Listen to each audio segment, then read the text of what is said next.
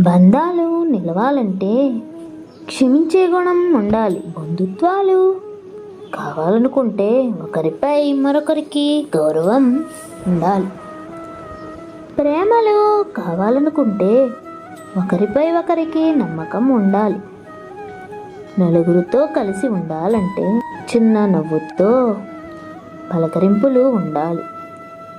ఏది నిర్లక్ష్యం చేసినా కూడా బంధంలో బలం లేకుండా పోతుంది. గుర్తుంచుకోండి, మనసు బాగోలేదు నీతో మళ్ళీ మాట్లాడతా అనే బంధం కన్నా నా మనసు బాగోలేదు నాతో కాసేపు మాట్లాడు అనే బంధమే నిజమైన అనుబంధం.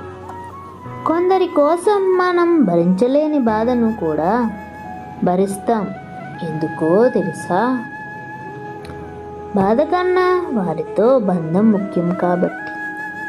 కానీ వారికి ఆ విషయం ఎప్పటికీ అర్థం కాదు. అర్థమైతే ఆ బంధం నిలబడుతుంది.